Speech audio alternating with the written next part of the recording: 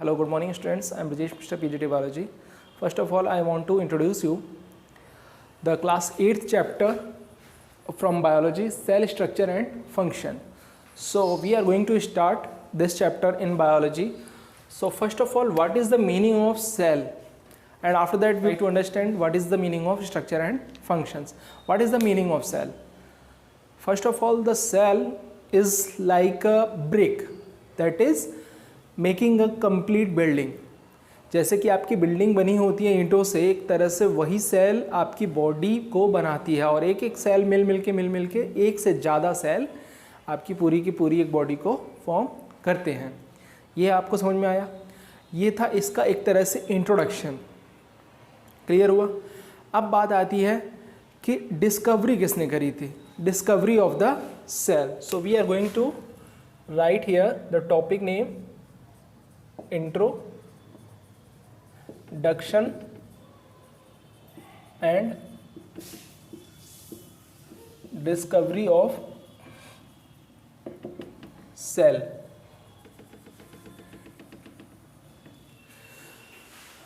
So discovery, who discovered the cell and who coined the term is the cell would be appropriate for that particular structure.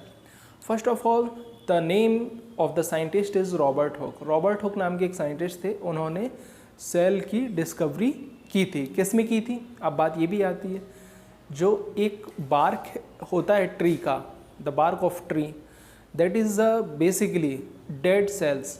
वो dead cell होती हैं, उनमें life नहीं होती है. और वो किसकी वजह से डेड हो जाती हैं? Due to the outer covering in the trees, deposition of different materials और excretory materials in the plant body like resins, gums. That bark में जो सेल होती हैं वो इस तरह से थी उनकी, जैसे कि ब्रिक्स होती हैं. After that the cells in onion peels, there is also similarity but there is a differences in them. Spherical body that is present in the middle of the cell. उसमें और इसमें बस ये डिफरेंस था कि जो ब्रिक थी, ईंटें थी, उनमें बीच में ऐसी कोई स्फेरिकल बॉडी नहीं थी. बट जो आपका जो ओनियन पील था सेल वाला और जो आपका बार्क ऑफ ट्री वाला, उसमें इस तरह का स्ट्रक्चर उन्हें देखने को मिला. सो स्टूडेंट्स, जो ब्रिक थी इसमें और ये जो आपका बार्क सेल है, बार्क वाले जो सेल थे जो ट्री के, उसमें और इसमें बस एक डिफरेंस था. यहाँ पर बीच में एक स्फेरिकल बॉडी थी जिसे क्या बोला गया था? न्यूक्लियस. और यहाँ पर कोई भी इस तरह का कंसेप्ट नहीं था. तो ये कैसे थे? ये आपके ब्रिक्स थे. The cell that would similar to bricks that is present in our building.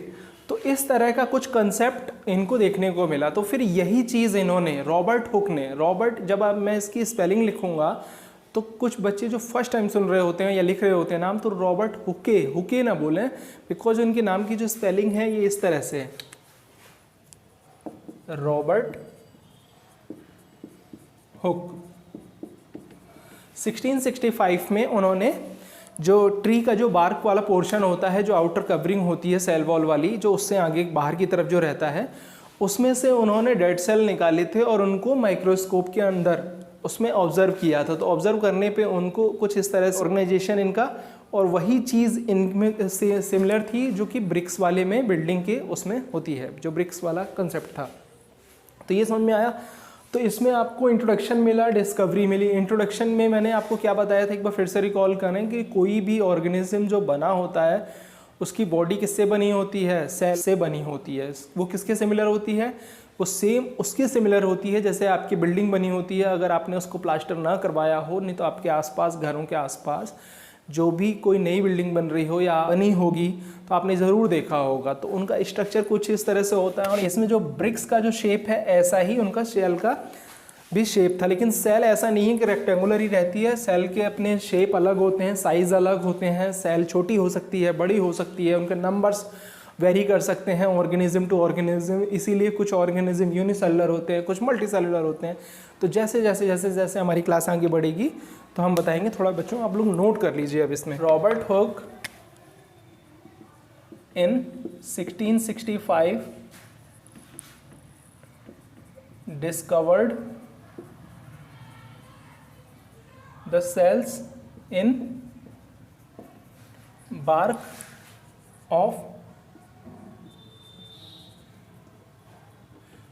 of tree, and this bark is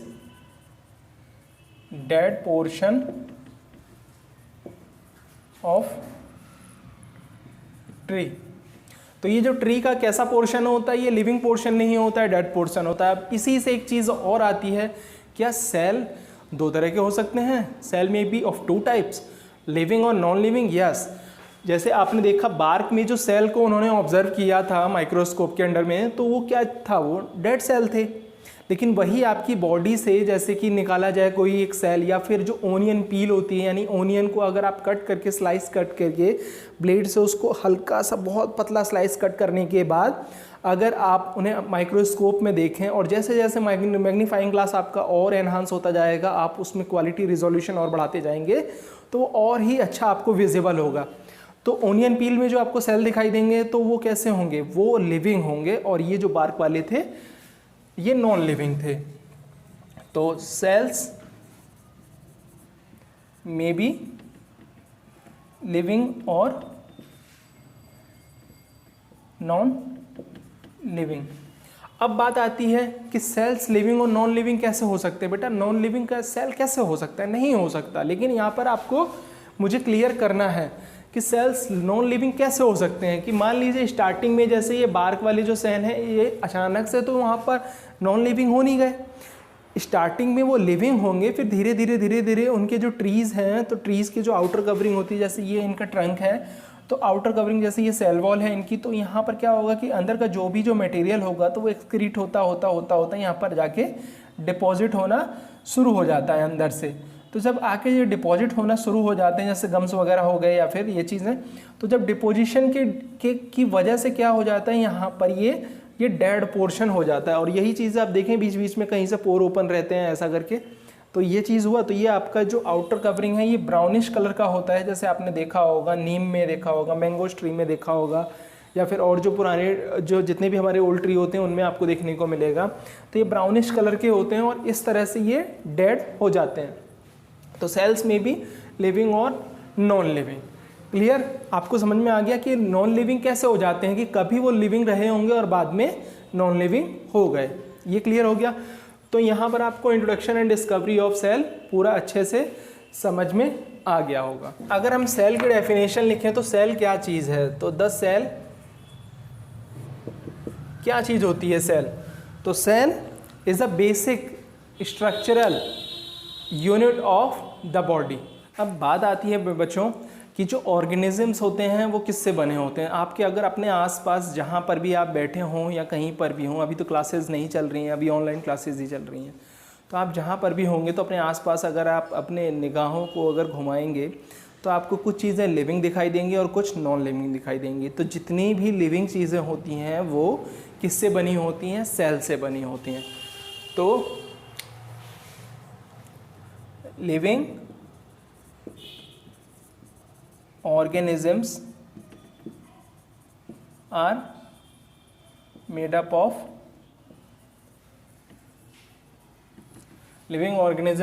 up of cells। ये आपको समझ में आ गया।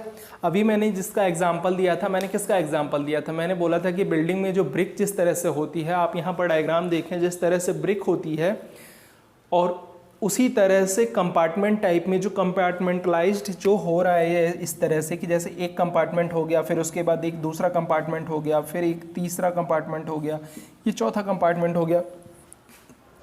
तो इस तरह से जो कंपार्टमेंटलाइज्ड जो स्ट्रक्चर होता है, ऐसी तरह से हमारी बॉडी में भी मिलता है देखने को। लेकिन सेल का शेप इस तरह से नहीं होगा कि वो ऐसा ही हो, वो रेक्टेंगुलर भी हो सकते हैं। रेक्टेंगुलर तो ये हो गया, कुछ उनमें पॉलीगन जैसा भी हो सकता है इस तरह से, कुछ उसमें स्फेरिकल भी हो सकते हैं, कुछ उनमें ट्यूबुलर भी हो सकते हैं। तो आप इसमें ये नहीं बोल सकते कि सेम एक ही तरह के सेल होते हैं जैसे कि आपको रेक्टेंगुलर दिख रहा है।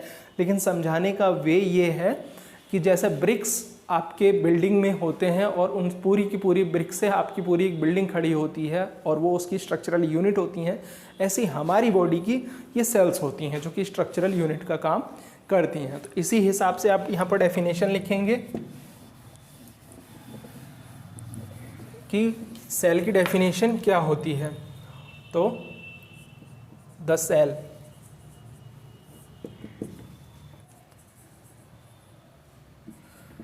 cells are basic structural unit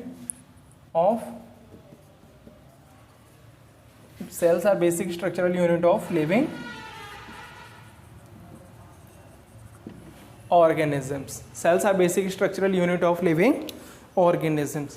तो आपको बच्चों ये समझ में आया कि किस तरह से ये सेल की डेफिनेशन क्या होती है, इंट्रोडक्शन क्या होता है, डिस्कवरी क्या होता है, इसको किसने डिस्कवर किया था, रॉबर्ट हुक ने डिस्कवर किया था 1665 में।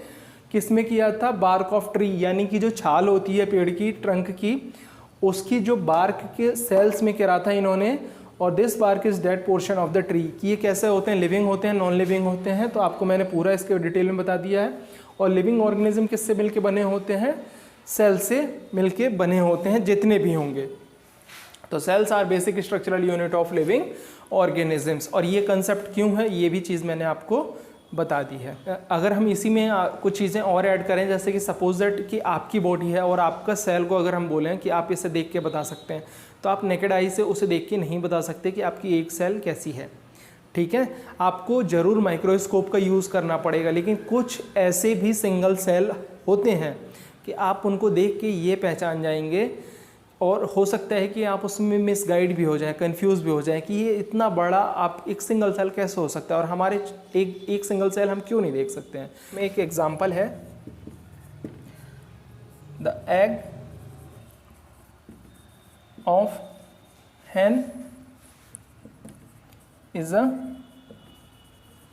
single cell. The egg of a hen is a single cell. अब इसका एग्जाम्पल क्यों लिया गया बच्चों, इसका एग्जाम्पल इसलिए लिया गया है because you can easily observe this single cell. आप अपनी बॉडी का एक सिंगल सेल को ऑब्जर्व नहीं कर सकते बिना माइक्रोस्कोप के, लेकिन आप जो मुर्गी का एक जो अंडा होता है, एग होता है, आपको उसके लिए माइक्रोस्कोप की ज़रूरत नहीं पड़ेगी। आप बिना माइक्रोस्कोप के इस एग को देख सकते हैं। और आपको ये चीज़ में अब कंफ्यूज नहीं होना है कि हमारा एक सेल है, हम उसे देख भी नहीं सकते, वो इतना छोटा है, और मुर्गी का एक जो अंडा है वो एक ही सेल का बना हुआ है, इसमें तो बहुत ज़्यादा सेल होंगे। क्लियर हुआ? तो ये चीज़ आपको इसमें ध्यान रखनी होगी। ठीक है, तो आज के लिए बस इतना ही, और तब तक के लिए थैंक यू, धन्यवाद। फिर अगली क्लास में मिलते हैं। Bye bye.